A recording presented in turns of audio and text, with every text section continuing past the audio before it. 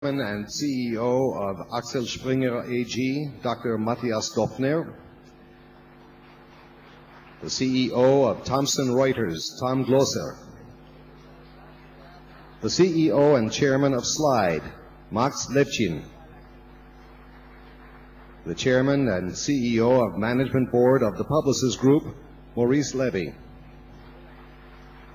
the President of Skype, Josh Silverman, and finally, the founder of Wikipedia, Jimmy Wales.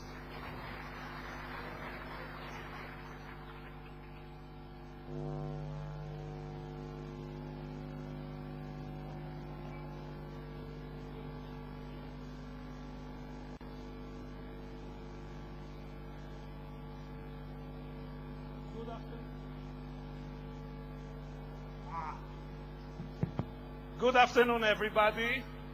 It gives me a great pleasure to moderate the session about new media. This session is becoming a kind of tradition after 2 years. We are doing it the second time.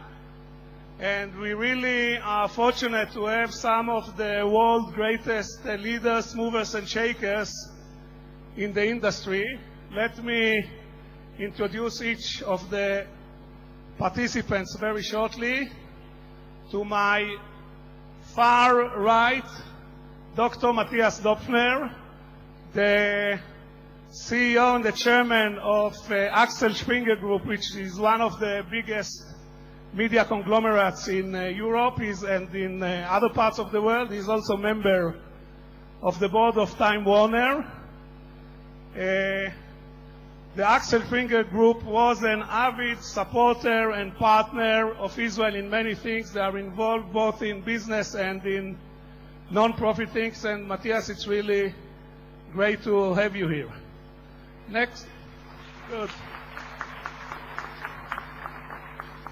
Next to Matthias, we have Thomas Glosser. Thomas Glosser is the CEO of Thomson Reuters company. Each one of the two parts which created Thomson Reuters last year is a big entity in itself. They are in financial information, in media, in many other aspects.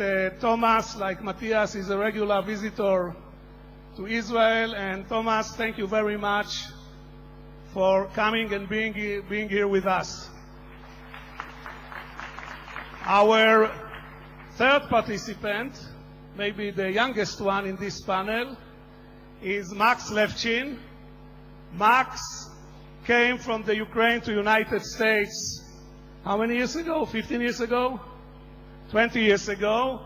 And is a co-founder of two of the most successful internet companies. One is PayPal, which changed the way people are using money on the internet, which he co-founded and sold later to eBay. And the other one is Slide, which provides the ability to show slideshows on the internet, a very successful company as well. Next one is the lion himself, Maurice Levy, the chairman of Publicis. Maurice, we made a big effort to get a participant for this session, which will be better than the participant than last year, and we were not able to find anybody who is better than Maurice Levy, so we invited him again. How about this as a... Maurice, it's nice to have you here.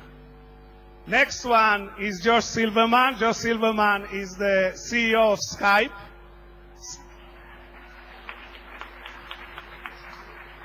Josh, they like you because they are cheap. They want communication. And so I don't think I have to introduce Skype. Everybody seems to know it. Josh, thank you for coming. And last but not least, Jimmy Wales, the founder and the chairman of the Wikipedia and the Wiki organization, the guy who really changed how knowledge is being assembled. Jimmy, thank you very much for being here. Jimmy also, it's not his first visit here. I think we are very fortunate to have these great participants. We will spend the next hour and a half trying to discuss new media, what is happening and what will happen in the near future. If we have time, we will open the podium to some Q&A, and I hope that we will have a lot of fun and some insight. Before we continue, I would like to present to our great panel a short video which I found on YouTube, and I would like to ask the AV guys to put the video media, did you know?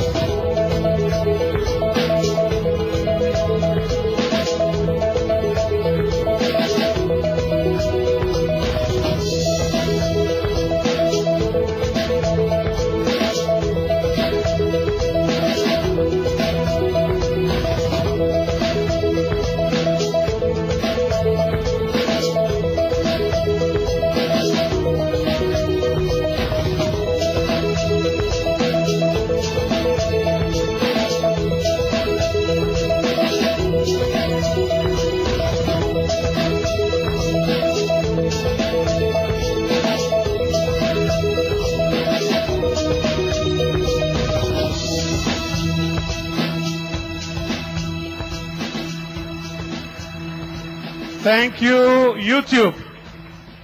And now, distinguished members of the panel, I would like to ask each of you in 3 to 5 minutes, other than Maurice who gets 12 minutes, as our agreement, to share with us where are we going. We saw on the presentation that we are in a totally new era, new world. Where are we going? Jimmy, please. Well, one of the first things that occurs to me about this video is that the first time I saw this particular video, my daughter sent me the link over Instant Messenger. She's 8 years old, and she is actually the new media. She's coming up, and she will be sort of where we all are before we know it. And she has 3 blogs that she actively updates every day. She has all of her friends who are emailing back and forth, and this world of the new media is really very much going to overtake a lot of the things that we used to know of. She doesn't watch much television. Television's not that interesting to her. She much prefers interactive things. She's doing things online. And then I think when we look at the overall trend, I think when we think about something like Wikipedia, which is now, of course, huge, the number 4, number 5 website on the internet, it's really, I think, just the tip of the iceberg. We see this huge upsurge of all kinds of participatory media. People are coming together and doing all kinds of interesting things. Some of these experiments will never succeed. Some of them will succeed, and we don't really know which ones yet. But I think that the chances are we're going to look back 10 years from now and we'll say, wow, we were really just at the beginning.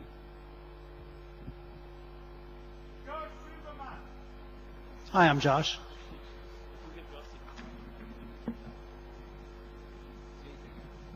Josh Silverman. So I think I'll start, if you don't mind, waxing very philosophical, then get a little bit more concrete about the communications industry in particular and some of the trends that I see there. But looking back in order to look forward, if you think about the history of media, the printing press was probably the first ever form of information technology and the first form of media. And what it really allowed us to do was, for the first time, build upon the learnings of the past so that we could actually stop reinventing the wheel and start accumulating knowledge. And as the printing press grew in popularity, the ability of humankind to actually begin to accumulate knowledge and build on the learning of the past grew. If you think about the history of media, really over the next 1,000 years or so, we saw some slow evolutions of that. But the internet really helped to accelerate all of that. And what I think you'd see as media expanded was the innovation cycle grew at a very similar pace. The faster we are at disseminating information, the faster we are at building upon the learnings across the world and therefore innovating. And what we're seeing right now is an expansion which used to happen every 200 years are now maybe happening every 6 months. If you think about what happened with the internet in the very, very early days, it was kind of a printing press on steroids. It was a way to publish information largely one way, publishing out what we used to do with printed media. In the very early days also, we started to do some very basic database interactivity. And so the industry that really benefited from that was e-commerce. But if you think about the internet of today, it's not bounded to HTML and web pages. It's really the dissemination of any information over one public pipe. And if you think about it, very few things on earth cannot be boiled down to information, to data. So obviously content can be turned into zeros and ones. It turns out voice can also be turned into zeros and ones and just disseminated over the internet. Voice is just more information like anything else. PayPal, currency, can actually be turned into zeros and ones and disseminated over the internet. A great many things in our life, in fact, really can be boiled down to information and disseminated over the internet. And so I expect we will see an ever-accelerating cycle of disruptive innovation across different industries as this spreads. So I'm going to take it now to our industry, Skype and communications. So Skype is a company that's just barely 6 years old. We announced at the end of last quarter 480 million registered users. We're adding registered users right now at a rate of over 300,000 each day. And Telegeography estimates we're about 8% of the world's international calling traffic, or about 25 billion calling minutes last quarter, growing at about 60% year over year. And mostly free, so we do get a little benefit from that. The mega trend that's happening in communications is that it's moving from being a hardware industry to a software industry, where it used to be that you had a dedicated appliance called the telephone, purpose-built for one thing, voice communications, and that was tied to a purpose-built network, the Twisted Pair Copper Network, purpose-built for voice communications. Today, any old PC tied to the public internet becomes a communications device with the introduction of Skype software. And in fact, any old PC starts with the desktop and laptop on your in your home or office. But in fact, if you think about mobile phones are just now PCs that have been shrunk down in your pocket and become wireless. And how do you use those mobile phones? Well, as we get the form factor right, as iPhone has demonstrated, you use them to browse the web, you use them to trade stocks, you use them to watch movies, and oh yes, by the way, you also use them to communicate. So suddenly communications has just become one more application on that device. It's our aspiration at Skype that when you want to communicate, we're the application you select, but there will be robust competition in that market. And when you think about the ways that we communicate, it used to be communications meant voice communications. I bet if people in this audience thought about how they spend their communication time, voice would be probably not a majority, and for many of you, not even a plurality of the time you spend communicating. So text communication, incredibly popular, originally with email. The young folks look at email the way we think about a rotary phone, right? It's all instant messaging today. But instant messaging, group chat, voice communication, conference communication, and then video. And, video calling is now over 1/3 of all calling minutes on Skype. That's a lot of minutes. And the reason is anyone with any PC can download Skype software for free and do a video call with anyone else. And I think when you think about the transformation that's having on society, video calling is not voice calling that's a little better. It's being there that's a little worse. So voice is inherently a transactional media. When I have a voice call with someone, there's something I usually need to accomplish. It's a very thin medium, so I'm typically trying to get off the phone as quickly as I can. With a video conference, you've got a grandmother in Florida participating in the Passover Seder of her daughter and grandchildren in New York just by putting the laptop at the Passover Seder table. We have, in my office, an engineering team in Estonia and an engineering team in Prague. It used to be that I would need to give them very dedicated and clearly defined tasks because they're separated by several thousand kilometers. Today we just have a persistent video wall that separates the two of them. And if an engineer in Tallinn gets stuck on something, he walks up and says, hey, Mike, come to the monitor for a second. And it's like being in the next room, a persistent video presence. It's really changing what being there means and transforming the way that we can build meaningful communications across society. My children live 8 time zones from their grandparents, and yet they have a meaningful relationship with their grandparents. They see each other several times a week, and my 5-year-old is perfectly capable of initiating a video call with her grandmother whenever she feels like it, much to her grandparents' delight.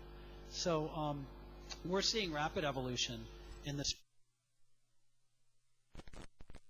Today is how is a regulator to keep up with rapid disruptive change in the industry? What we find is even the best meaning regulators are challenged because you can't possibly put a regulatory framework in place that anticipates disruptive change. The whole definition is the day before Skype launched, no one could have anticipated Skype or Facebook or Wikipedia, right? And suddenly we're in a whole new world. And how does one define Skype? Clearly we're a software company. but we're having an impact on communications. We're having an impact on broadcasting. And the way regulatory frameworks tend to work is they define this is what a telco is, or this is what a broadcaster is, and therefore here's the framework in which you must live. We think the proper way for regulators to think about the industries is to think about what is the basic level of civil protection that matters across whatever industry it is. Here's the civil protections that need to be ensured in any society, and that's really all that we focus on regulating.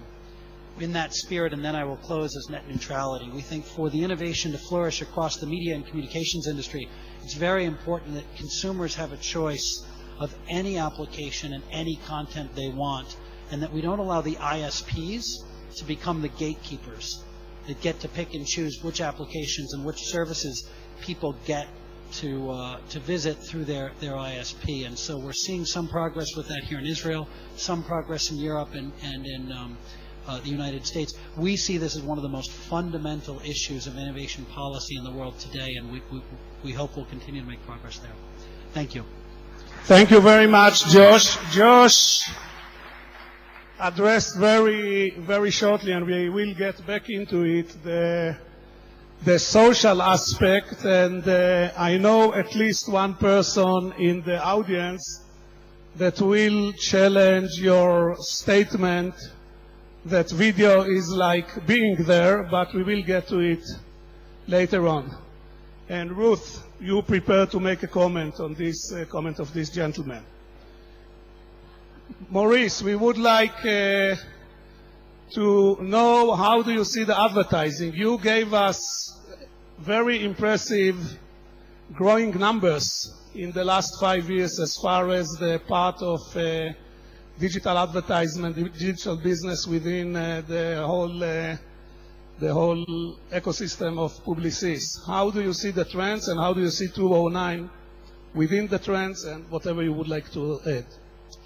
What's good with Yossi, and this is one of the reasons why I like him so much, is that he gives you a briefing, and when you are on stage, he's giving you another one.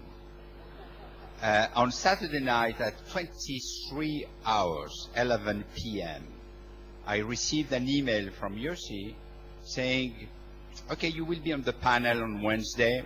You have 12 to 15 minutes, and you will tell us about how new media will be making tomorrow. So I'm glad to speak about advertising. Maurice, we love to hear whatever you want to share with us. No, I'm just kidding. Voila! I'm just kidding you. He told me that I have to make fun of him, so I'm trying to do that. I would like to come back to a few things regarding digital first. In fact, if we try to define what is making digital, there is 3 words which are coming to my mind. One is scale, and when you look at the numbers which have been thrown on this YouTube video, you see numbers which are just staggering. The second is speed, and clearly, and this has been, Josh insisted on that, what was done in 200 years is now done in 6 months' time. The third one is blur. Everything is blurring. What was supposed to be done by a communication company is done by somebody else, etc., etc. And if you look at the world today, the most important R&D company, the most important company in the world, which is putting a lot of things to access at a fingertip, is Google. And Google is giving for free everything. Who is paying that? We are paying. We, the advertising people, are making sure that you have access to all these elements, all these things which are changing your life. Why are we doing that? First, because obviously we are generous people and we love to do that. But more importantly, simply because digital, interactive, the web, mobile phones are changing the life, are impacting impacting the life of the people like never before. Not only they are communicating, which is something which is just a small part of what all this is doing, but they are transactioning, they are being educated, they have informations, they have a lot of indication on how things are going on life. They can acquire or buy a trip, a stock, a book, anything else. They can also download a lot of things for free. And this is changing the life of the people and the mindset of the people, because what they were used to pay, they are no longer used to pay. And this is changing quite dramatically the society we live in, and the mindset of the people, and their behavior. And if we look at the world as we have been educated, at least the people of my age, in the universities, we will see that what is happening today has nothing to do with what we learn. We learn that everything has a value. Today, what is the value of the things? What is the value of an audience? What is the value of a music? What is the value of a book? You can get it for a price, and 5 minutes after, the price has gone down quite dramatically. And all this is changing everything in our lives, including the fact that we have been told during years that the news were coming from press, from radio, from TV, and we were used to believe that the hierarchy and the selection of the news were the right one. Today, we are getting news from the man in the street which are putting at risk what the Wall Street Journal is writing, simply because he is writing things with his own views and his common sense. And this is changing quite dramatically the way we, advertising people, and I'm coming to the subject, we are looking at this audience. They are no longer what we used to call consumers. And I don't like to call them consumers, because we are not addressing at them, but we are dialoguing, we are speaking with, we are communicating with people, real people, and we are interacting. And this is changing quite dramatically the things. And the crisis is having a multiplier effect, and we have seen the numbers, on the advertising spendings for the analog media. And this will change the world tomorrow. By the way, there is something which is quite interesting, and I invite you to try to find it either through Wikipedia or through Google, which is a formidable speech which has been given by the head of the Chicago Tribune, explaining how they have changed, how they have restructured, how they are again compelling and relevant to their audience. So if we look at our world and the way we are communicating, everything is changing. And all the recipes we have are things which are useful for only 50% of what we do. So we have to transform the way we work, we have to transform the way the advertisers work, and we have to change the way we are communicating with our audiences. It is much more personal, far more creative, much less formal. You have things that you see on internet which would never have been put on air on a TV set, and with an audience which is much bigger, much wider than what you can see on TV. Why that? Because it is seen as personal. And when you are addressing someone on a personal way, you can change the tone of voice. You don't need to be authoritative. And if you are authoritative on the net, goodbye. Better you come back in 2 years' time. And you don't need to be as formal as we are on a classic video system, a 30-second commercial.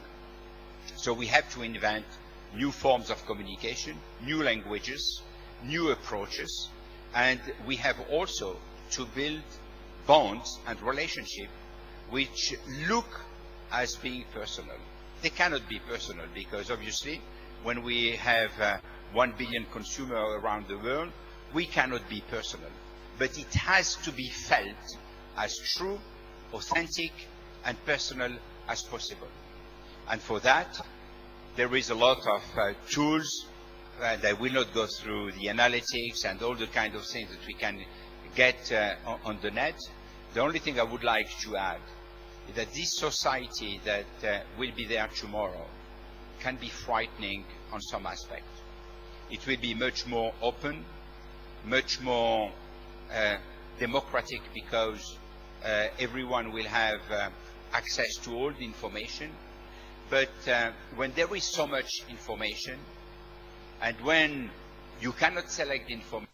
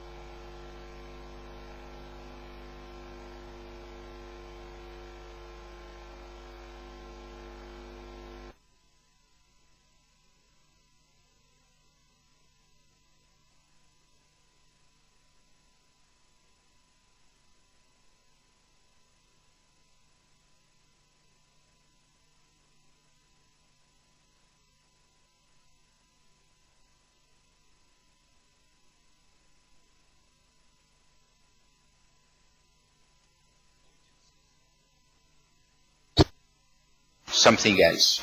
Just one thing to conclude with. We have reached this year an audience and at the same time spendings higher on internet than on TV in the UK.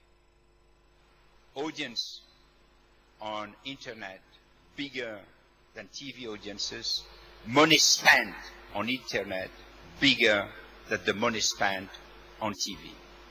And this has naturally changed everything and the way advertisers are looking at this. So we have to transform ourselves, and this is what we are trying to do. And I can tell you something, it's very hard. Thank you very much, Maurice. Max, again, two questions. One is your view of the future from your vantage point.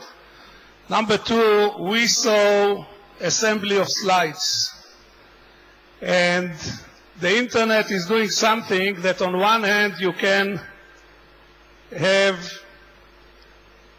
presenting information very quickly. But on the other hand, it's kind of very on the surface. So how do you see the delivery of information on the internet compared to the old way of delivering information from the depth, from the width, from that perspective? Please. So I had a very similar experience with Yossi, who sent me, with a lot less time than I would call acceptable, a note that I have to prepare a 15-minute speech. But I had the exact opposite experience just now. I couldn't have asked for a better setup for what I was trying to say. So I thank you. I think maybe Maurice beat me into submission, but either way, it's very nice. I also would like to point out that all the old media guys are wearing ties, except for Maurice, who is kind of a bridging between old and new, as he just pointed out. And all the new media guys are not wearing ties. By the way, I have to correct you. When Matthias will tell you what they are doing in new media, I'm not sure you will call him old media guy. I tell you, this is a very conventional perspective that you're taking. I mean, instead of asking old media people to take off the ties, which is the easiest way to seem sexy, I think the new media guys should take a tie and wear one. That would be innovative.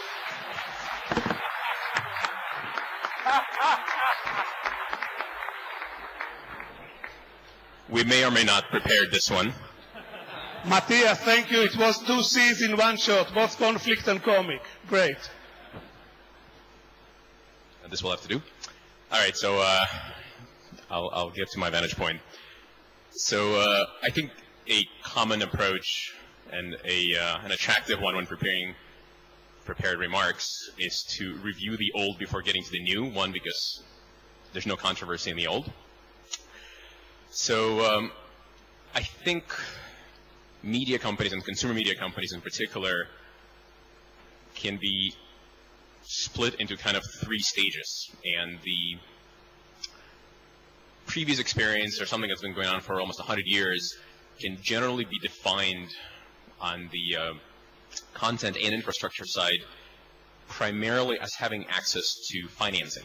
It's not something that floats up all that commonly in conversation, but I think it's pretty clear how cable companies, TV companies, anybody who has ever built content for consumers ultimately control distribution through having access to tremendous amounts of money, leverage, being able to therefore control the audience, control distribution, and ultimately control both advertising and subscription prices. The internet fundamentally changed all that. The second stage of media companies and content production can be broadly characterized as companies that create tools. And Yossi's, I would argue, somewhat unflattering introduction of Slide was actually hammering in the point that we started our company as a tool-making company. We wanted to create tools so that people would make their content accessible to their friends and coworkers or whatever online in the fastest way possible. If you look at Wikipedia, it's a brilliant tool for making encyclopedic information available. It's a tool for others to edit it, etc. Facebook, Twitter, etc. All these systems are fundamentally platforms, tools for content creation and ease of consumption. They do, in fact, create exactly the controversy of the problem that Yossi pointed out. They can be mile wide and an inch thick or thin. Reason being, there's so much content, which parenthetically drives things like CPMs or prices of advertising down simply by the overabundance of pages or page views, that you wind up in a situation that the consumer has to ultimately make a choice what content they want to consume, and without a very clear idea what content is good or not, they wind up essentially snacking, bouncing from page to page, source to source, etc., etc. In fact, there's a sort of a controversial behavior that we're seeing in some of our studies. Consumers actually preferring to create content as opposed to consume it, because it's easier to say something than find something interesting to read. It's a whole separate topic of discussion, I suspect, which I'm not going to touch on, but it really is happening. Another common behavioral change there is the idea of retweeting or rebroadcasting content that you didn't create yourself simply to stand out. It's important to make yourself noticeable, and it's hard to create content, so it's very easy to just repeat what someone else has already said. So I think today we live in the world of an overabundance of content, tremendous number of content sources, great difficulty of selecting that content for quality, and that being a primary result of quantity, and therefore placing a tremendous amount of value on not as much content as context. The easiest way to give an example of that is people tend to come back online to where their friends are. Facebook has done a tremendous job. Twitter has also done a fantastic job of that. When you know there's an audience that wants to hear you speak, when you know that people are talking to you, commenting, rebroadcasting whatever you have to say, it tends to be more sticky than a one-sided conversation where you go read a blog and never comment and nobody ever speaks to you, or God forbid read an old media source like a newspaper or something like that. So context is rapidly, to me, becoming a more valuable commodity. If you own a site, if you own a conversation as a media company, you're a lot more valuable than owning just a single-sided broadcast source. The next step, and this is where I get to prognosticating that I believe will happen, and this is where I'm taking Slide. This is exactly where I believe the evolution of the media market is pushing us. Typically, when you have meaningful amount of context, and still an oversupply of it, you have to create some sort of a system that allows you to value those contexts or value whatever commodity you have an oversupply of. The only way I know how, having spent half my life in a socialist country and watching it fail before my very eyes, and the other half in the capitalist country, which I very much prefer. I think there's plenty of capital left in capitalism as far as I'm concerned. The best way to resolve what's valuable and what's not is free market. What I think will happen next in the context of consumer-generated content, that media companies will broadly transition themselves into being marketplaces for content. Consumers create a tremendous amount of content. At the moment, very, very small number of those are actually being compensated for it. However, there is precedent. If you look at Asia and to some extent the West, in virtual world, be it Second Life or IMVU or some of the products that we operate, there are now nascent economies where people create content for each other, for example, by generating virtual goods in IMVU or doing gold mining in World of Warcraft, which is technically legal but is still extremely common. These people are creating content that is purely digital and getting compensated for it in a form that's purely digital, yet in some cases there's already a way to take their digital assets and have liquidity in real world currency. Moreover, a large number of people are keeping their online or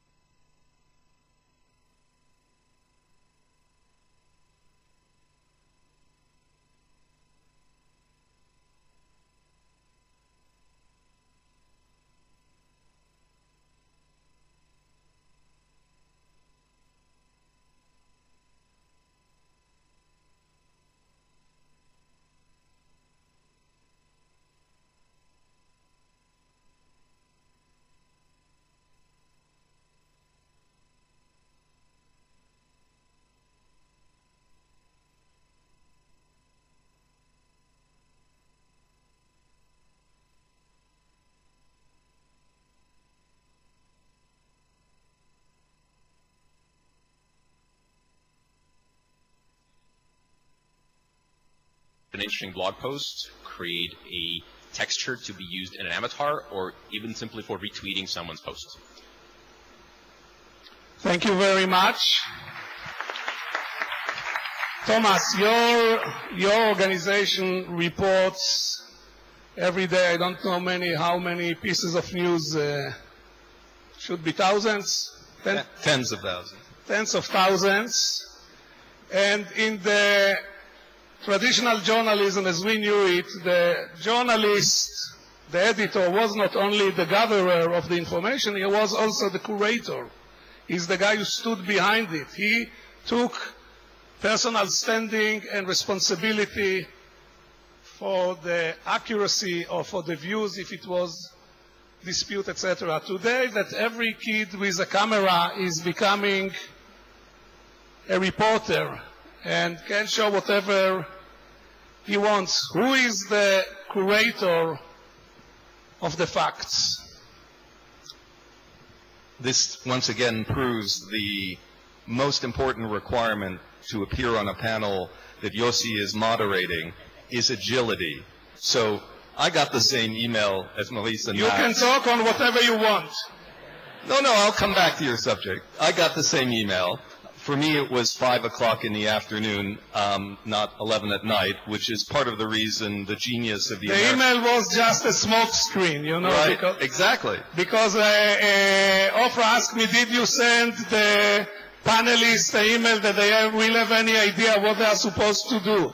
So I told her, I don't have any idea what am I supposed to do. How can I brief them? And the genius of the American economy is that we're 6 hours ahead, so we have 6 hours to think of it. And Silicon Valley, of course, leads because they have 9 hours to think about whatever you've asked them to do. But I will actually try and answer your new question. Not new, additional question. Right. So I think of myself as in between tie and collared shirt. One of the things I used to love about coming to Israel was I never used to have to even pack a tie. And I showed up at Yossi's conference yesterday, and I'm the only guy who's not wearing a tie. So today, you got the other wardrobe. But to me, the issue, and again, bridging the old and the new, is everyone wants to have a polarizing debate. Not surprisingly, especially in this city. So in the capitalism discussion, it's always all market economy or all government and nothing in between. And I think the issue in media is similar. So there is no reason that you can't have an absolutely thriving citizen journalist, contributory, user-generated content world alongside a curated world. So, and none of these ideas are that new either. So I'll take the example of Thomson Reuters. The Reuters news agency was begun in 1851 by Paul Julius Reuter, actually née Israel Josephat, and we have now 2,700 journalists on contract who write news under the Reuters name. But we've had, and many media organizations have had for many, many years, stringers. And if you think of what stringers are, they are not people with whom you have an employment contract, and therefore in the old media, old corporate sense, are your employees. You have a contractual relationship with them. It's one step less formal. It means they sometimes publish for other media as well. But you might know them. You can say something about their quality. We let them publish under our name, and we realize that branding means something. It means something to our audience. To me, the world of citizen journalists is really just the next concentric circle, right? It's the Uber stringer. We don't have a pre-existing relationship with them, but there are times when the very best news, the very best information comes from them. So I'll give you a couple of examples. When the Air France Concorde crashed in Paris tragically many years ago, there was no Reuters photographer that day at Charles de Gaulle. There were a couple of Hungarian plane spotters, the people who hang out at the end of runways taking pictures of tail numbers. And what they did was call up the Reuters photo desk, and for 250 euros, we bought the photograph, which was on the front page of every newspaper, on every website, etc. It was the best photo that was there. When the tsunami hit in Southeast Asia, I say fortunately there was no Reuters journalist or photographer there. At that point, the single best source were 1.2 megapixel photos taken from cell phones. But by the next day, or 48 hours later, we would send a photographer in there. And on the second day, I can assure you the quality of the Reuters photograph was better than the quality of most amateurs, which doesn't mean that it's a bad thing to include amateur photography, and certainly journalists don't and shouldn't have a monopoly on reporting events in the world. It's just that we need to think through more deeply, what does it mean when you turn to a hopefully trusted source? What is the trust you give to crowdsourcing? I trust Wikipedia, A, because I know Jimmy, but B, because I know all of you outside will be correcting the entry in Wikipedia. And, the stats I've seen, it's every bit as reliable or more reliable than the authoritative Encyclopedia Britannica. So, in the end, my point is just, one shouldn't be old media or new media. One should figure out a creative way to combine the two, and fortunately to date, we found a profitable way to do that as well. Thank you very much. However, sometimes facts can be really manipulated. I would like to bring, for scientific purposes only, an expert on this issue, and I would like to ask the AV people to present, and Matthias, then I will ask you to comment on the video we are seeing. The UN Watch clip, please.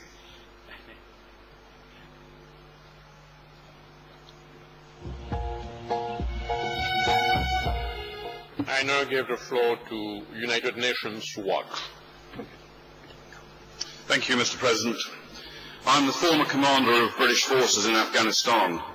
I served with NATO and the United Nations, commanded troops in Northern Ireland, Bosnia and Macedonia, and participated in the Gulf War.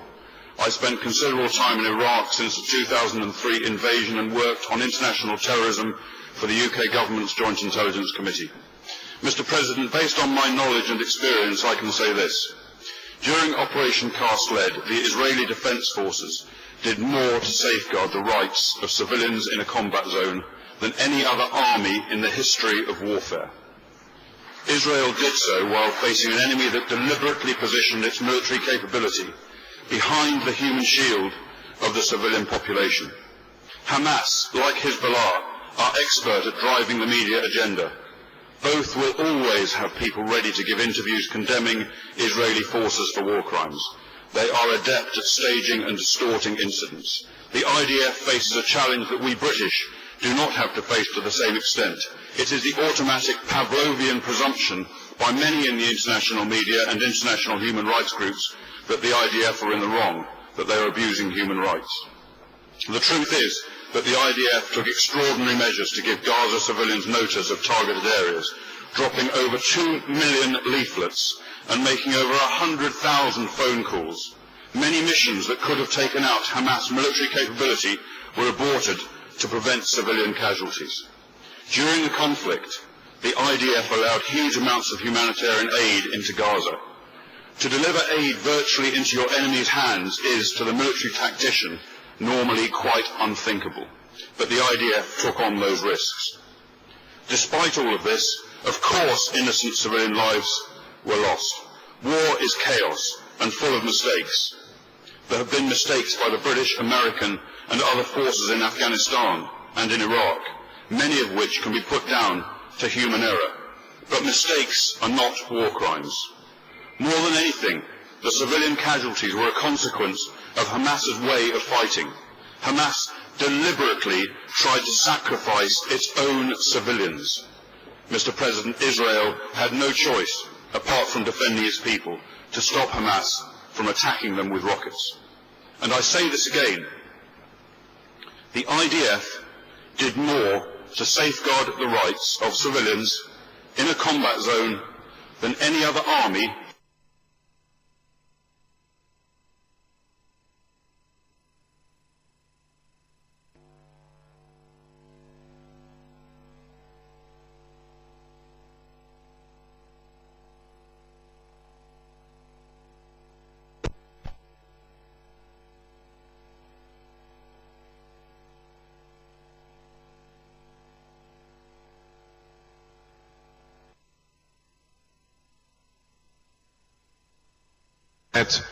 If I'm talking about UN and Israel, I'm very glad that a couple of months ago, journalists from our biggest newspaper, Bild, have found in a German rooftop the original plans of the concentration camp Auschwitz.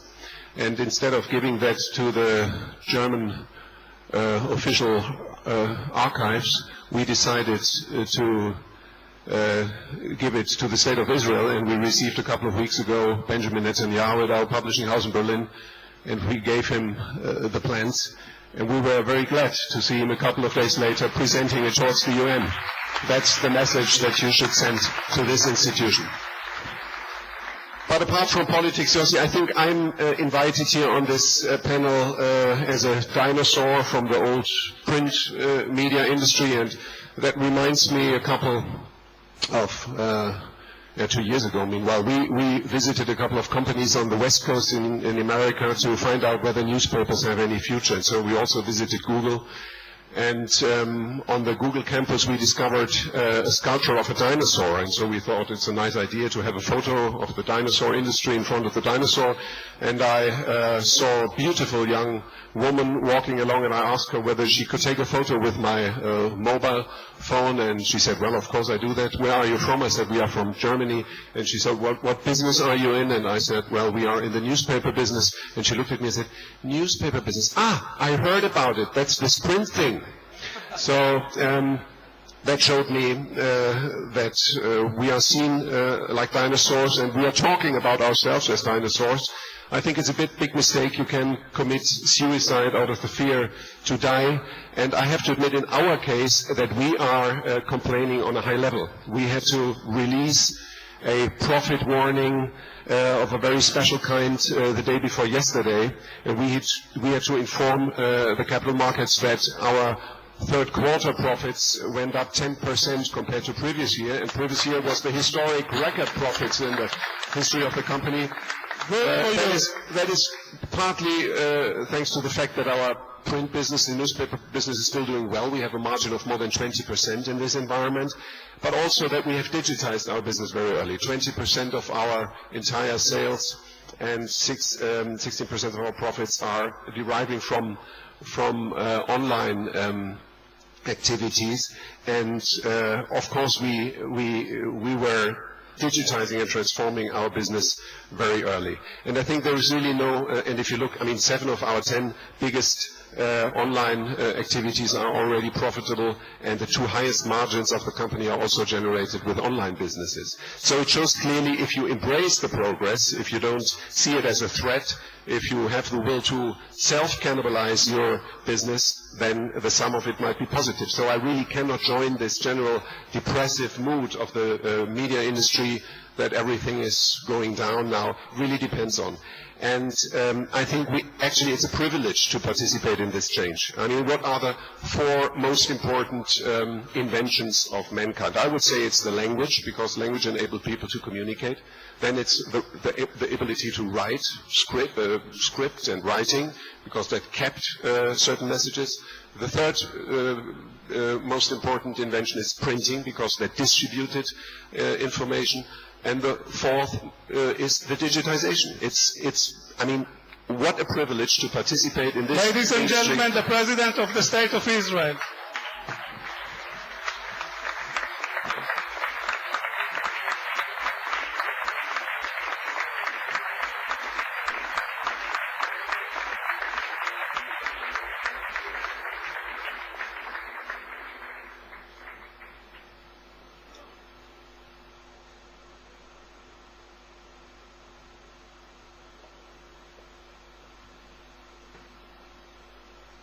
Please be seated. Yes, Matthias.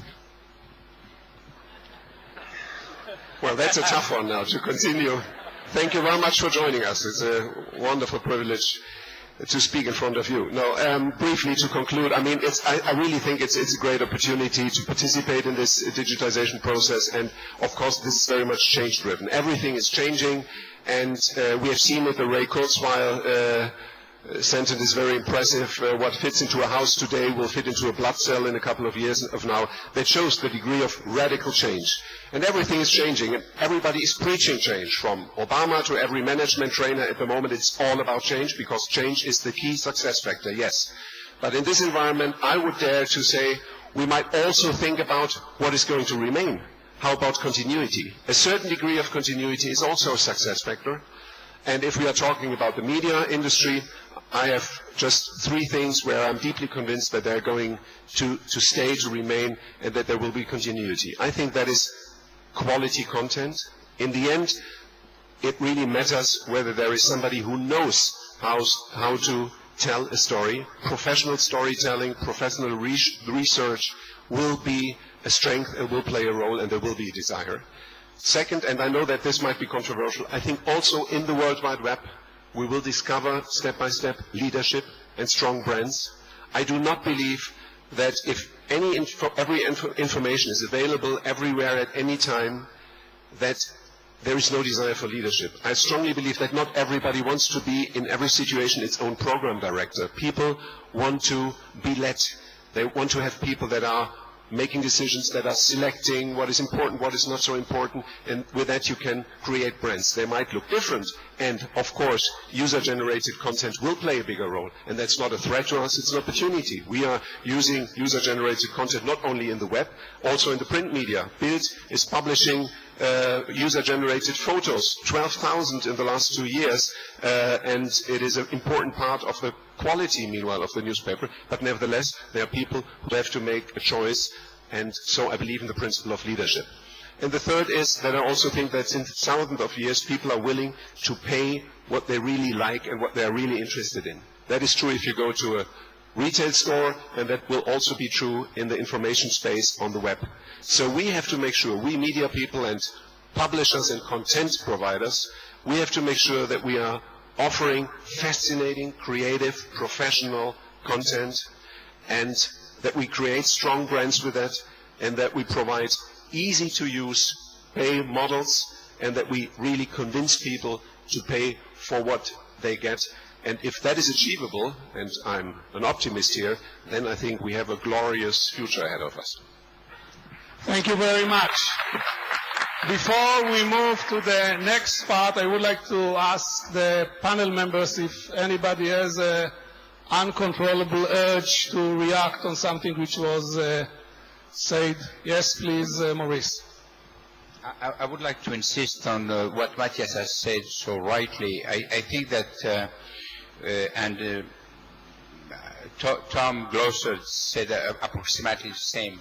When you have a brand which is very strong and you have a process which is very serious about controlling the content on what you are offering to the people, this brand has a value which will help you to go to the next step, and I'm pretty sure that this is part of what will remain. And a great brand will stay for a long period of time and way beyond only the news. Thank you. I think I disagree with something Max said. I don't see a trend towards people getting paid for making a really good blog post, with the small exception of what we have today. If somebody makes a really popular blog, of course they could have some ads. I don't see a trend towards micropayments for things like blog posts or good things like that. And I think that we're not going to see a trend very much in that direction. Of course, as we develop more and more ability to have micropayments, I'm sure we'll see a little bit of that. But I think that when we think about people being compensated for things that they're doing online, if we think about it in terms of money, we're really missing the point of what most of these people are really doing. They're involved in expressing themselves. They're involved in community. So they're talking to their friends. They're talking to their fans. And they may have 73 fans in the entire world, but they like having 73 fans. They don't want to make 73 cents from their 73 fans. They want to have a conversation with them. So I just don't see this idea that we're moving in towards a paid micropayments world. I'm not convinced. Thank you. You are allowed if you can make the microphone work. I can make the microphone work simply with the power of my voice, apparently. So I wasn't implying that everyone is about to get paid 73 cents. My point was, in fact, working well with Maurice's previous point, that there are opportunities for people to build real audiences and real brands. I think the traditional media companies will remain with their brands and are best advised to leverage those brands in transitioning into the new old digital world, but there'll be tremendous opportunities for consumers that create their own names and their own voices out of nothing into real paid systems for both brand name and ultimately revenue generation. Do we have something like crowd wisdom? Do we have the wisdom of the masses? Is it real wisdom or it's just noise? But I mean, it's both, of course. There's crowd intelligence and there's crowd stupidity. I mean, it's both. The web is not bad or good. I think it's a big mistake to see the web as something that you have to put into one basket. The web is everything. It's a virtual version of our life and a new dimension of communication. And you have thieves and heroes, and you have good things and bad things. You have wisdom and stupidity, everything. Can you please put the Mary Wisdom clip, please?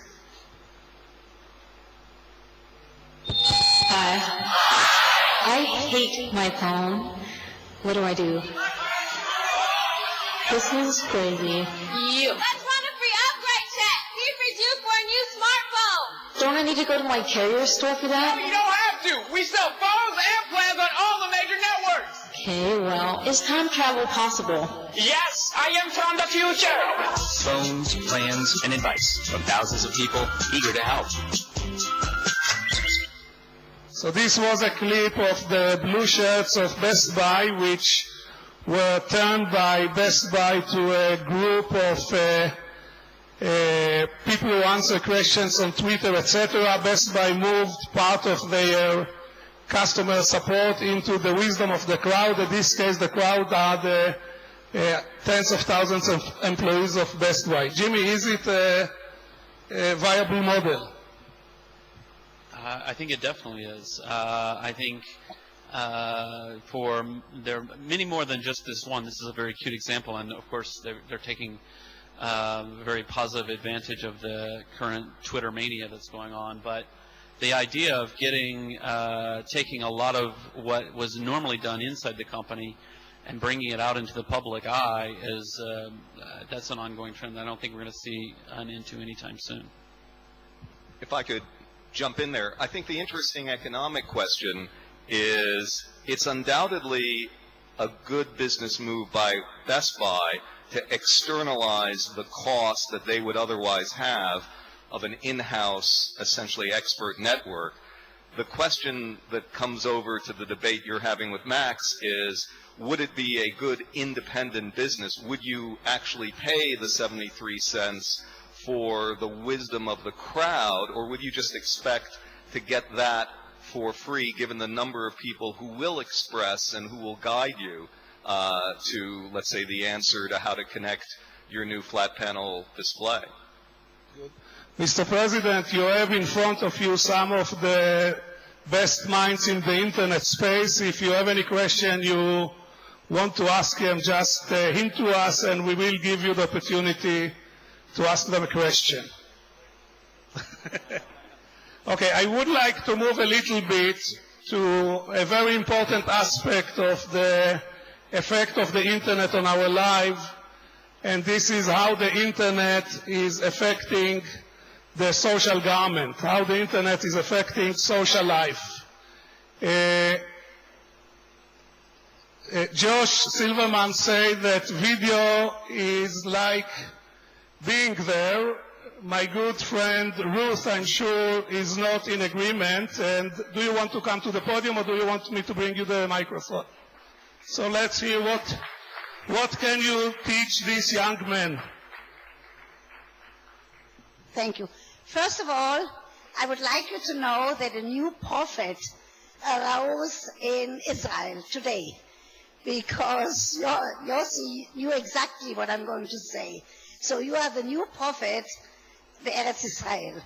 What I would like to say is I'm very worried about all of you, because I would like to have communication, and not only communication. I need, when I like somebody and when I want to communicate, I need to touch. So your 8-year-old daughter worries me. Unless all of you, I'm not even talking in the presence of the president of Israel, not going to talk about sex. But you all know what I'm thinking about. You know what I'm thinking about? That what you have to do, please, is I'm all for that. I have a website. I know what a Twitter is.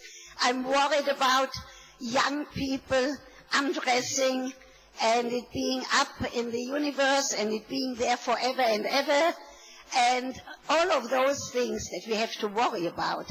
So parents have to watch what their children see and do on the internet, which, listening to you brilliant media people, it's going to be very difficult for parents. So you must find, Maurice, you have the obligation to find a way that personal communication rests, because our next generation will not be able to have a conversation face to face. They are not going to be able to talk and read what people think. So with all of the communication, bravo, I'm entering the 21st century, but you have an obligation to keep something alive that has to do with touch and communication and smiling and seeing somebody and sex. Thank you very much. Anybody in the crowd would like to oppose what Dr. Ruth is saying? Raise your hand. Yossi, I have a crucial comment on a matter of sex. And Yossi, you're probably wondering what I'm talking about. So I met my wife on ICQ. Thank you, Yossi. It's a complete accident, but I consider Yossi almost a part of the family. And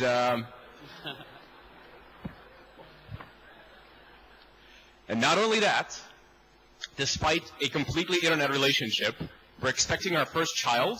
So I assure you, we have had sex despite being very much connected and met on the internet.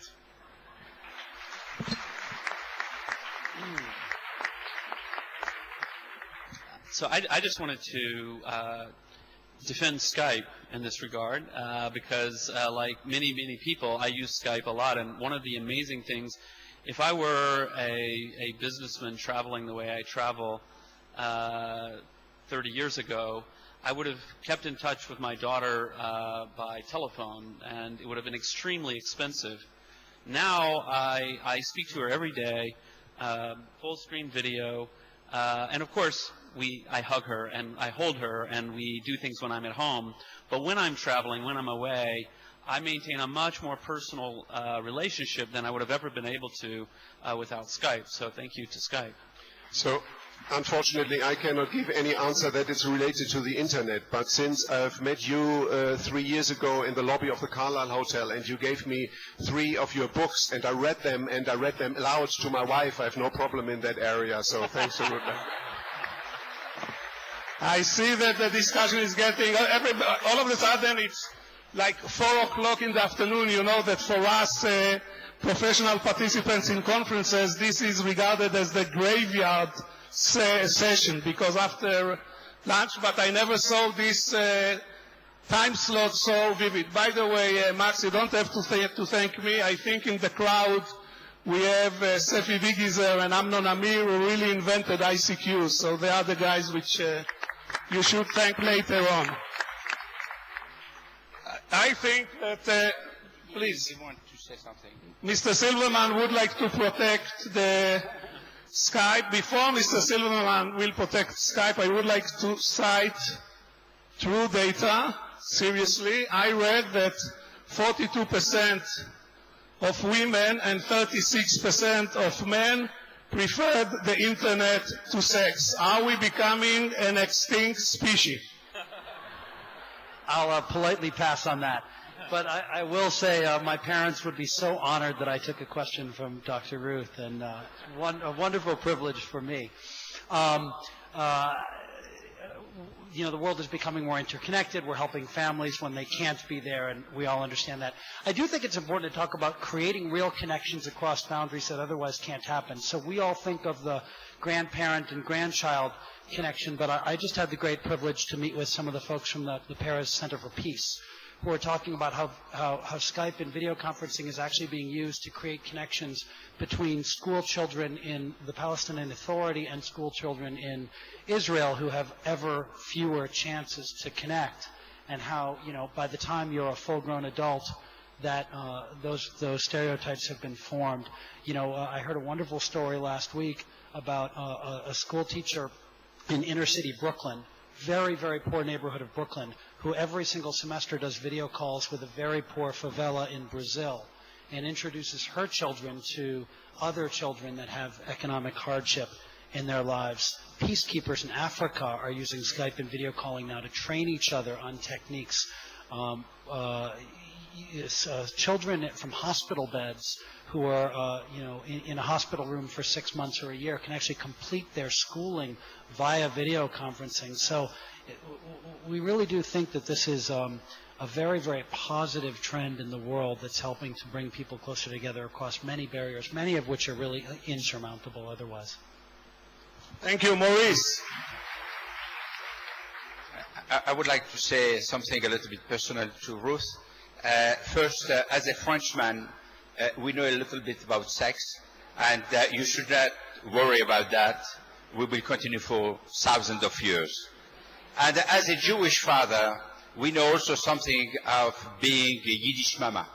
And we know what it is to touch and to take care of the kids and to communicate with the kids. So on that front also, don't worry.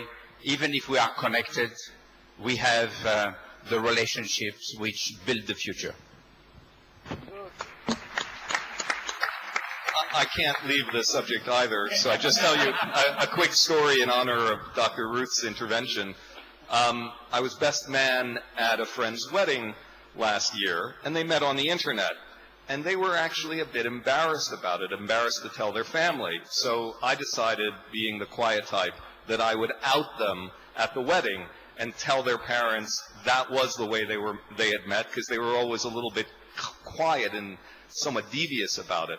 And the story I told was the actual truth, which is compare sort of Stone Age, my era dating, and modern dating. So in modern dating, they had emailed each other extensively. They had shared their music collections and books they read online. They had done video chat long before they ever met. They actually knew each other. And this wonderful, intimate past of human contact that we're searching for, at least in my life, is 2 a.m. in a bar underneath some university. I run into my future wife. Now, that turned out to be pretty wonderful also, but there's something to be said about actually getting to know the other person over a period of time, even if it's electronically. And also, Dr. Ruth, if you open an account on Facebook, you can say that you are tall male, 34 years old, and you will be surprised what will happen to you.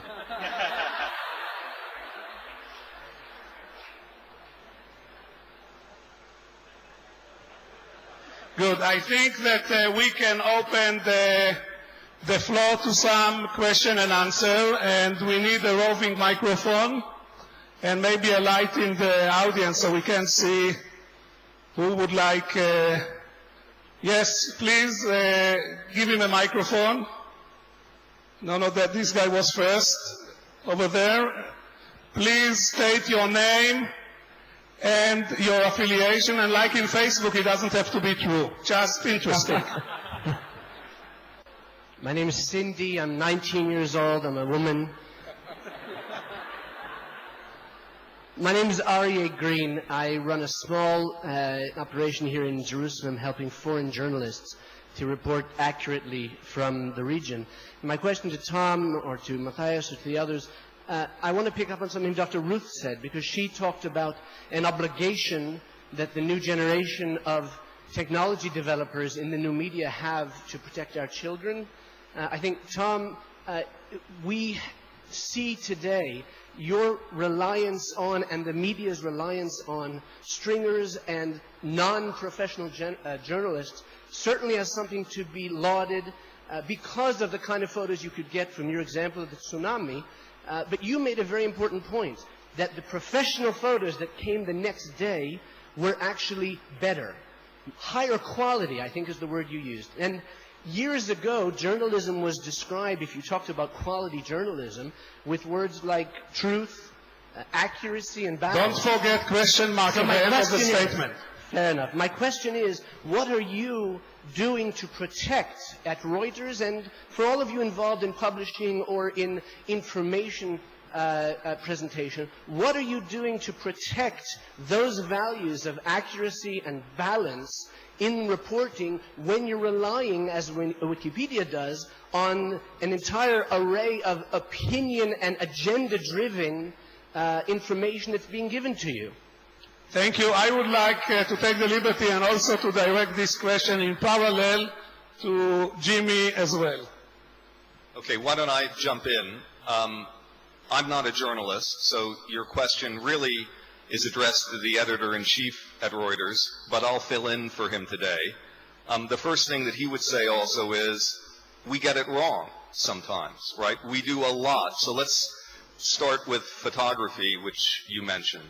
So we've worked with camera manufacturers, in our case with Canon, to work on essentially an electronic fingerprint, a audit trail, so that when it's a Reuters photographer using Reuters approved equipment, using the right flash card, we can see if it's been tampered with, number one. Number two, we have a very strong rule, which actually has been violated at times, against the use of Photoshop for anything other than improving the contrast. So there are a whole series of measures. Part of it's training.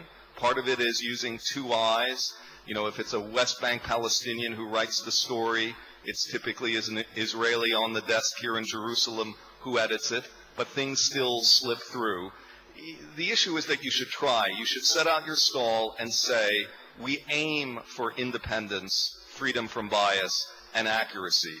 We're all human beings. We can't escape our upbringings. We can't escape the violence around us in our communities, but we can do our utmost to try and balance it. And there are organizations that do. I know Mathias does as well. I mean, just from my side, and I am a journalist, just in the actual role of a CEO, but I think it really is a question of priorities that we are setting in this process of change and of transformation, and that has to do with cost cutting. I think if we are discussing too much technology and distribution and new infrastructures, then we might neglect the fundament, the basis of our business, and that is the content quality.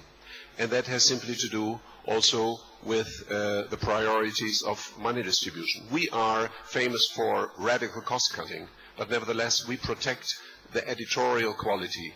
We cut costs in management and administration, we cut costs in IT, we cut costs also in the editorial teams, but in layout and in production processes. But if it comes to reporters, if it comes to writers, if it comes to the intellectual capacity of an editorial team, we really try to protect that. That is the distinguishing factor. If we reduce our business just watching user-generated content and watching new players around the block, by then only delivering, in a way, commodity news that everybody has, then we should not be surprised that nobody wants to read it. In the end, it's very old-fashioned what makes a content attractive. I think it has to do with the fact whether it's new or not. Still, something that is really new, that nobody knew before, has a certain attractiveness. The second thing is it should have a clear standpoint if it comes to opinion. We don't see the relevance of opinions. They say, well, it could be this way or the other way around. We really want to have people that stand up and say, this is my view, and then people can either contradict or agree, but they somehow react to what they have read or seen. And the third aspect is the quality of language. You have to express yourself in a language that is fascinating, that is concrete, that is entertaining, that is in a way emotional and is touching the people and seducing people. If you achieve that, then you will be successful. But if you try to adapt yourself, then you really might commit suicide out of the fear to die. So one of the things that Mathias said earlier was he talked about the value of curated content, of something that has some thoughtfulness and selection to it. And I think if we want to understand the phenomenon of Wikipedia, and the reason it's become so popular is because our community takes that idea very, very seriously. We don't think of Wikipedia as a place where anyone can come and publish any random thing that they want. And there's a whole social structure behind it where people are really taking on that role. And they have a very, very old-fashioned view, just the one you just described, about what it means to have quality. To have a quality entry in Wikipedia means it's well-sourced, it's clear, it's easy to understand, it's lively, interesting to read. All of those old-fashioned values about what it means to have a quality encyclopedia article are very much adopted by our community. So one of the things that I think is at risk, or one of the ways of thinking that people fall into that I think is mistaken, is to think about the old media and the new media, to think about curated, top-down, professional content, and thinking on the other side of random blog posts and who knows what kind of random stuff people are sticking on YouTube and whatever. But I think what's more interesting is to notice that there's a lot of hybrids going on. And those hybrids take a lot of different, very interesting forms. And the hybrid could be, well, you have the Wikipedia where people are coming together and really thinking in a very thoughtful way about the process and really debating about editorial standards and things like this. But it also takes the form of Reuters saying, hey, actually, beyond our stringers, there's also another group of people who actually have some input into the process. And that we have to defend the quality of the brand of Reuters. Reuters doesn't want to start publishing a random RSS feed of whatever Twitter feed. But they do want to say, actually, there is a whole world of information that we can curate and put a little brand value on. I totally agree with what Jimmy said, and I would even go a step further. I think this old discussion, is the web, is the internet ruining the quality of content? It's totally stupid. I think the web is improving the quality of content. It provides new opportunities, and it depends on the journalists and on the content providers whether they use it or not. But to say the internet is ruining the content quality is just bullshit.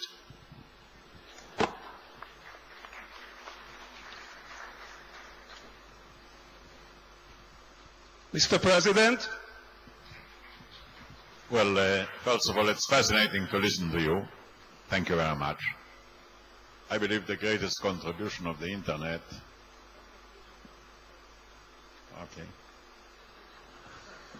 I think the greatest contribution of the Internet to all of us people is to enable us not just to enjoy free expression, but self-expression. Until now, free expression was really given to a very small group of people. Today, everybody can express himself and address an audience, whether individual or collective, upon his choice. My question is, can the Internet, instead of being a reporting institution, to become a teaching institution? Not to report what has happened, but to teach what may happen. To become an educational channel, and instead of addressing the lowest common denominator, trying to elevate everybody to the highest possible potential. Thank you.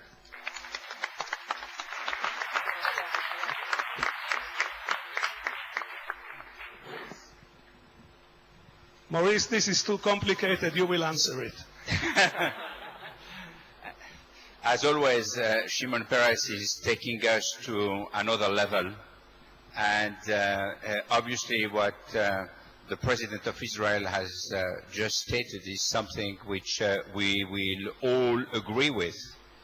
The only problem is that it is very difficult because the very nature of Internet, and I'm not always agreeing with my friend Matthias on that aspect, the very nature of Internet is everyone can put on the net whatever he wants. And the nature of the system is that we have access to billion of information, which are not always what we need, which are not always elevating the level of knowledge. And fortunately, there is a lot of initiative from a lot of places which are helping us and which are not only giving us access to a lot of information, but to knowledge that we would not have access to if there was not Internet. And if we go to any kind of site today, we can really have a lot of news, information, knowledge, which is making us a little bit better. Since Maurice Lévy contradicted, I would like to contradict too, because I think, Mr. President, the Internet does already what you are asking. I mean, there's so many examples on the web, and Wikipedia is one of them, but thousands of scientific websites and, I mean, medical information is available to everybody around the world. I mean, what an achievement to distribute, in a way, special interest know-how and very, I mean, high-end know-how to everybody who wants to have access to it. So I think it is already educating people in a wonderful sense. Should we go further and should we ban stupid content from the web? I have very fundamental doubts whether we should do that, because the web is in the end a technical tool that is distributing everything that mankind does. Good things, bad things, crime and very valuable educational things. And I think we should not control the web. Otherwise that would be the Chinese model, and I think for democracies that's not the thing. We need to rely on the control of the consumer, and we should rely on the diversity of the web, and I think that's much better than to have a kind of top-down control in this World Wide Web. So, fully agree. So, Bill? Sorry. I just wanted to throw my favorite controversy back in the mix. I think your question is actually precisely, this kind of a problem is exactly the sort of a thing that can and should be addressed through the idea of people being compensated for the knowledge they have to offer. There's a tremendous shortage of teachers worldwide, and yet there's some brilliantly educated people that do not have an audience to speak to, even though they possess fantastic knowledge that can be shared. The internet is exactly what Matthias just said, is a fantastic tool to allow those people to deliver lectures, and there's plenty of great examples of universities such as MIT or Berkeley placing majority of the lectures online already. This can and should be, and is being extended directly to the individuals that have information to share with children and adults alike. So long as there's an appropriate compensation structure in place, this can be their primary way of making money, thereby enabling people or children everywhere to become as best educated as they can have access to on the internet, which should be infinite. So, please, just one more comment on that. We still wait that you will answer Dr. Ruth. You still owe her an answer. I'll come back to that. I will answer Dr. Go ahead. I think it's a great question, the right question, and it's in keeping with what we've talked about, the tyranny of choice that's coming from the explosion of content, in converse to the democracy of self-expression. And I just look at, in any authoritarian regime around the world, what's the first thing you want to do? You want to control broadcasting, and you want to control the schools. Because as soon as you control broadcasting in the schools, you have an opportunity to dictate the information flow and thereby control people's, their ability to think for themselves. What we're seeing right now is exactly the reverse, right? That every possible opinion is now available to anyone on the web. Generally, I have to think that's a democratizing and a very positive thing for mankind. It does result in a lot of very hateful things or things we don't like being on the web, and I think that's an unfortunate consequence. But what's required then is the further development of critical reasoning, where we have to rely on the citizenship to be able to make decisions when reading an article, when reading a comment on a blog post about whether or not we agree. And I think, this is a necessary development for any democracy to work as well, that we've trained our young people to be good critical thinkers. And you can't do that if you're not exposing them to difficult choices and then leaving it to them to make those decisions. Good. Before we close this session, I would like to ask the audience to stay, not to leave but before the President leaves, because we have another part to this session, so please stay on your seats. Number one, I would like to, unfortunately we don't have time. Number one, I would like to settle the account, you 6 rebels. Each one of you got is 12 to 15 minutes, but installments, so we are even, okay? That's number one. Number two, I think that Dr. Ruth said something very important, and this is the importance of the human touch. So I would like now to ask each one of you to turn to his neighbor, either to shake his hand, or to hug him, or to give him a kiss. Touch your neighbor, you are not going to be sued.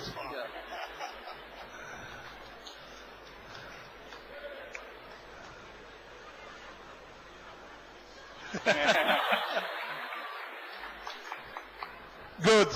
I would like now, we will proceed to the launching ceremony for the virtual communication postage stamps being issued by the Stamp Service for Israel Post.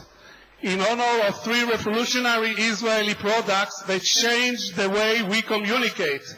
I'm delighted to invite Josh Schwartz, Secretary General of the Jewish Agency, to moderate the ceremony. I would like to thank the great panel and to ask them to leave carefully. You were great. And before, please be seated. Please be seated. And before I give the microphone to Josh Schwartz, I would like to do one more thing which is not in the program. This conference was created by an enormous amount of work of number of dedicated people. I would like to ask everybody who was or is involved in the production of the conference to raise his hand. The people over there, Ofra, the people who are taking care of order, Debbie, Israel Maimon, stand up, raise your hand, and you guys show them and what do you think about the work they have done. And Josh Schwartz. Josh. Thank you very much.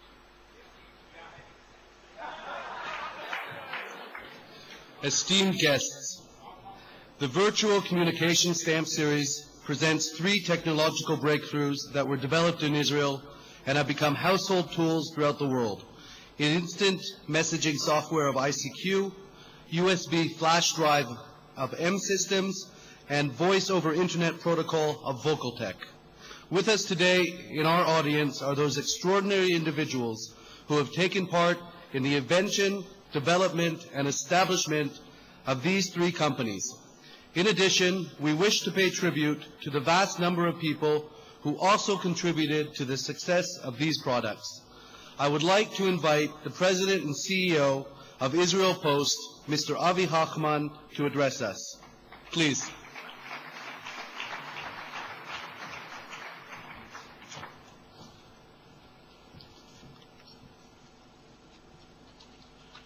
President of the State of Israel, Mr. Shimon Peres, Mr. Eden Bertal, General Director of Ministry of Telecommunication, ICQ founder, Mr. Sefi Vigiser, Internet entrepreneur, Dr. Yossi Vardi, inventor of the USB flash drive, Mr. Dov Moran, voice over Internet protocol, interpreter, Dr. Eilon Ganor, Chairman of the Organization Committee of 2009 President's Conference, Mr. Israel Maimon, and Director of Philatelic Service, Mr. Yaron Ratzon.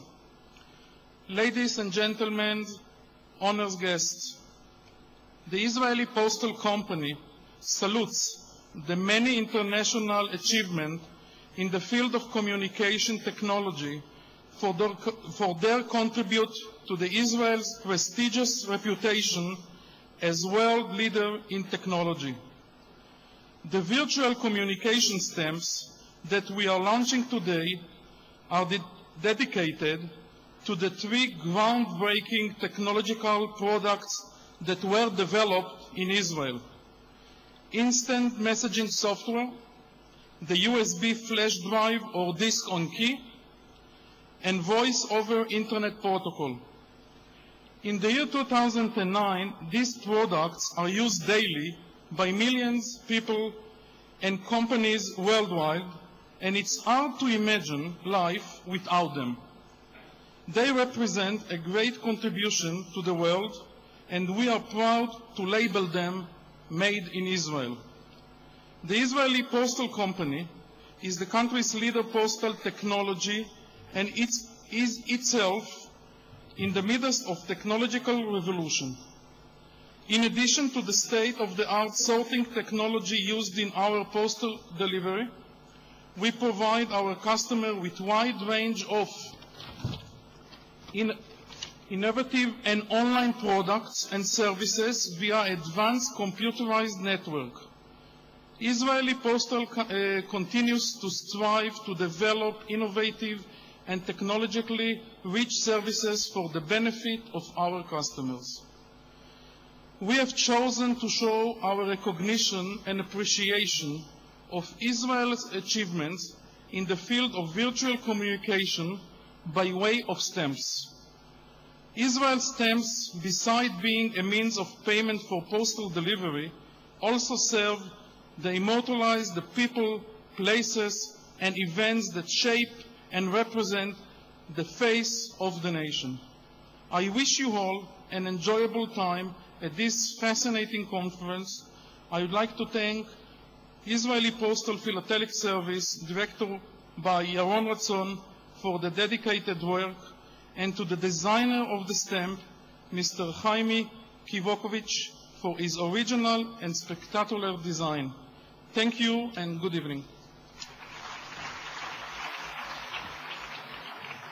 Thank you, Mr. Hoffman. Please stay on stage for the unraveling of the stamps. At this point, I'd like to invite to join us on the stage Advocate Eden Bartal, who is the Director General of the Ministry of Communications, Mr. Yaron Ratzon, who is the Director of the Israel Philatelic Service at Israel Post, Mr. Sefi Vigiser, a founder of ICQ, the creators of instant messaging software, who will be presented the stamp in the name of the company's founders and developers, Yair Goldfinger, Arik Vardi, Amnon Amir, and Yossi Vardi.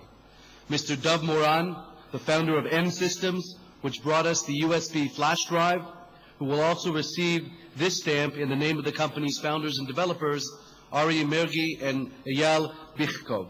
Dr. Elon Genor, the former chairman and CEO of Vocatech, inventors of the Voice over Internet Protocol, who will be presented the stamp in the name of the company's founders and developers, Alon Cohen, Lior Haramati, Ofer Shem Tov, the late Alad Sion, Ofer Kahane, Dror Tirosh, and Rami Amit. And Advocate Israel Maimon, the chairman of the 2009 Israel Presidential Conference facing tomorrow. Please, Israel, the unveiling of the stamp.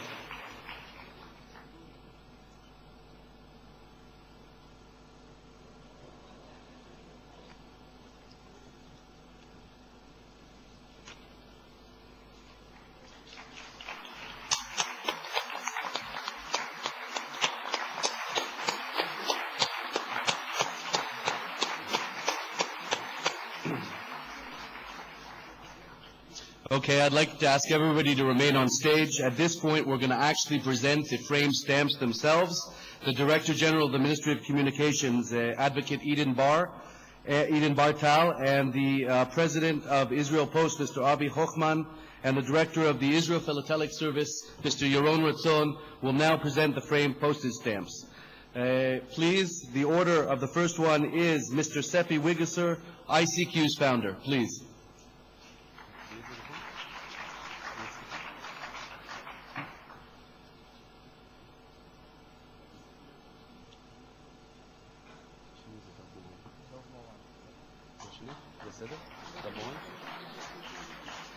The next frame stamp will be presented to M Systems founder, Mr. Dov Moran.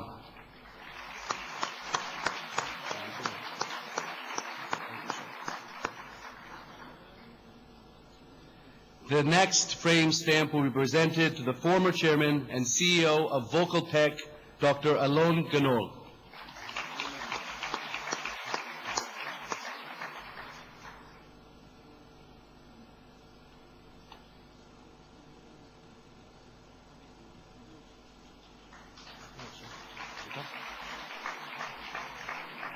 The penultimate stamp will be presented to our very own Yisrael Maimon, the chairman of our conference steering committee.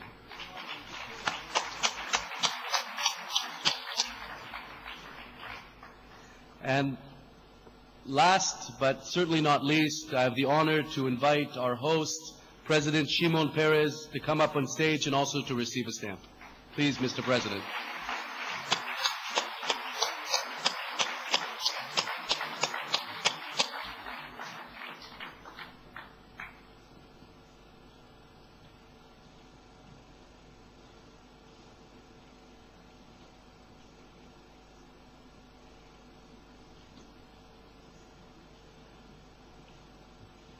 And now, I would like to invite to come up onto the stage all of the representatives of the three fabulous companies for a group picture with the President, with Israel, with the Director General of the Communications Ministry, the Israel Post Service. Everybody, please come up.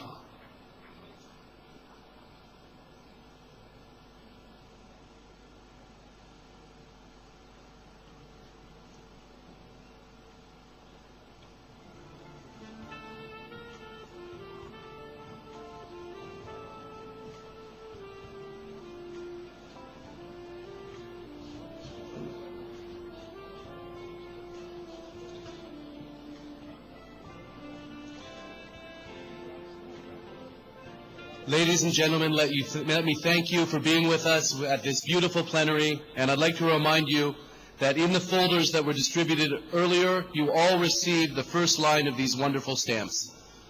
So thank you all.